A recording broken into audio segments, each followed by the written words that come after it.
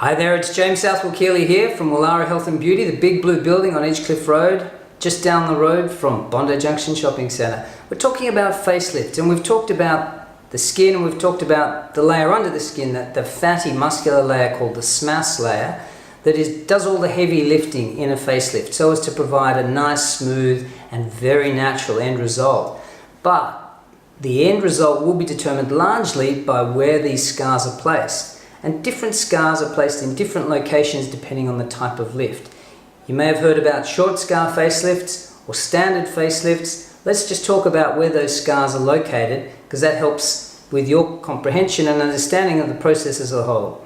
So here is my friend, our mannequin, and if we're doing a standard facelift, the upper incision is in fact within the hairline, and it runs at an angle down towards the ear, straightens off, and then there's a little nubbin of cartilage in front of the ear called the tragus, which isn't demonstrated very well here, but we tend to run over the top or just behind the tragus in women.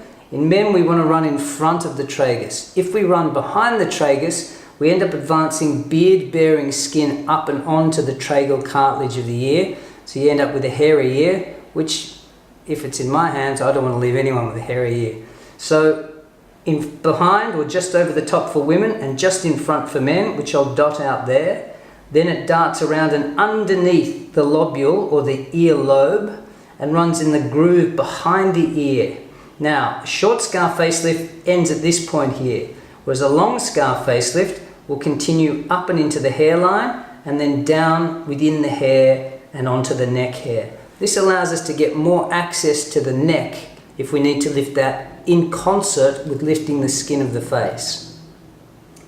An alternative is, if we're not doing as much lifting in front of the eye, we can run our incision in front of the hairline here and around to meet the incision that runs in front of the ear.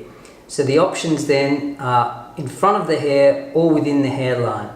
Either which way, the scars blend and disappear into the background, and yes, they're always there, and yes, they are permanent, but they become very difficult to see very quickly.